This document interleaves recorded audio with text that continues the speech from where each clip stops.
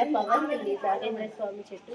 So ఇక్కడ మనం ఏదైతే కోరుకుని మనం కరెక్ట్గా 11 ప్రదక్షిణాలు చేసి మొదలు పెడతామో ఆ కోరిక ఖచ్చితంగా నెరవేరుతుంది అన్నమాట.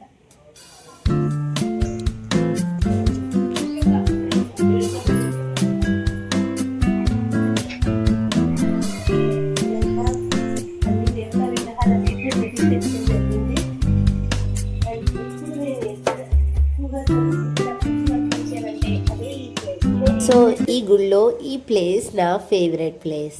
నేను పీజీ చదివేటప్పుడు కూడా ఇక్కడికే వచ్చి ఎగ్జామ్స్ అప్పుడు ప్రిపేర్ అవుతూ ఉండేదాన్ని. సో దానివల్ల ఈ టెంపుల్ విజిట్లో భాగంగా ఈరోజు ఇక్కడ ఈ గుడి నుంచే మొదలెట్టాలి అండ్ ఒక్కొక్క గుడికి వెళ్తూ కొన్ని క్వశ్చన్స్ ఎక్స్ప్లెయిన్ చేస్తూ ఉంటారనమాట. సో మన జూనియర్ ఇంటర్ కెమిస్ట్రీలో మనకు వచ్చేసేసి లాంగ్ ఆన్సర్స్ అనేది 3 చాప్టర్స్ నుంచి ఎక్కువగా అడుగుతున్నాడు. అది first atomic structure, second chapter periodic classification and third one వచ్చేసి ఆర్గానిక్ కెమిస్ట్రీ నుంచి. సో ఈ 3 చాప్టర్స్లో మనకు రాయాల్సింది కేవలం 2 లాంగ్ ఆన్సర్స్ మాత్రమే. అందుకని చాలామంది ఏది ప్రిఫర్ చేస్తూ ఉంటారు అంటే అటామిక్ స్ట్రక్చర్ ఇంకా పీరియాడిక్ క్లాసిఫికేషన్. జస్ట్ 5 క్వశ్చన్స్ చదివితే చాలు 100% మీరు 8+8 16 మార్క్స్ అనేవి తెచ్చేసుకుంటారు. చాప్టర్స్ వచ్చేసేసి మనకి కెమికల్ బాండింగ్ అనే చాప్టర్ నుంచి ఖచ్చితంగా 2 SIQs అనేవి అయితే రావడం జరుగుతుంది.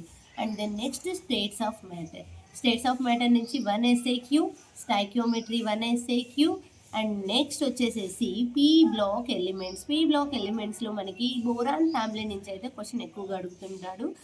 Maximum diborane and borax bead test, ఈ 2 క్వశ్చన్స్ చదువుకుంటే ఖచ్చితంగా 1 క్వశ్చన్ అయితే పీ బ్లాక్ ఎలిమెంట్స్ నుంచి వచ్చేస్తుంది. ఆ తర్వాత హైడ్రోజన్ అండ్ ఇట్స్ కాంపౌండ్స్లో మనకి electron deficient, precise and rich hydrates question ఒకటి ఉంటుంది. అండ్ నెక్స్ట్ వచ్చేసేసి ion exchange method, Calgon method ఏంటి, సాఫ్ట్ వాటర్ ఏంటి, హాట్ వాటర్ ఏంటి, ప్యూరిఫికేషన్ టెక్నిక్స్. సో ఇవాళ నేను SIQస్తో స్టార్ట్ చేస్తున్నాను. ఆ SIQs నేను ఇందాకే చెప్పాను కదా, కెమికల్ బాండింగ్ నుంచి 2 SIQs అనేవి అయితే వచ్చేస్తాయి. సో ఆ 2 SIQs ఏమేంటివి మనకి వస్తాయి అనేది నేను ప్రెడిక్ట్ చేద్దాం అనుకుంటున్నాను. సో కెమికల్ బాండింగ్ అనే చాప్టర్లో మనకి ఉన్న SIQs first one Fajans rule. Second SIQ వచ్చేసి మనకి ఉన్నది PCl5 అండ్ SF6 యొక్క హైబ్రిడైజేషన్ అడుగుతూ ఉంటారు. మ్యాక్సిమం ప్రతి ఎగ్జామ్లోనూ PCl5 1 ఇయర్ వస్తే SF6 అనేది 1 ఇయర్ వస్తుంది. సో PCl5 SF6 హైబ్రిడైజేషన్ గురించి అడుగుతూ ఉంటారు. And next important hydrogen bonding 1 year అడుగుతుంటే coordinate covalent bonding another year అడుగుతాడు. సో మనకి ఏంటి అని అంటే మ్యాక్సిమం ఒక 4 క్వశ్చన్స్ చదువుకుంటే అందులోంచి 1 క్వశ్చన్ 100% గ్యారంటీ. ఆ 4 క్వశ్చన్స్ ఏమేంటివి, PCl5 SF6, అవి 2 సిమిలర్గా ఉంటే ఆ సిమిలారిటీ ఏంటో నేను చెప్పేస్తాను మీకు. అండ్ నెక్స్ట్ వచ్చేసి hydrogen bonding coordinate covalent bonding.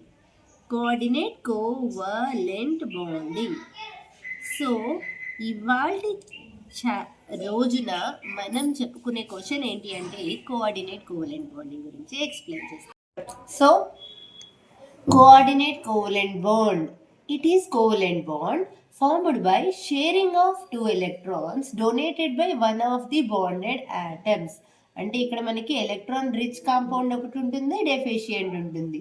So rich compound ఏం చేస్తుంది, ఎలక్ట్రాన్స్ని డొనేట్ చేస్తుంది. అంటే రిచ్కి symbol either lone pair or negative charge. So అది మనకి డొనేట్ చేస్తున్నప్పుడు డోనర్ దగ్గర ఏముండాలి, వేకెంట్ ఆర్బిటాల్ ఉండాలి.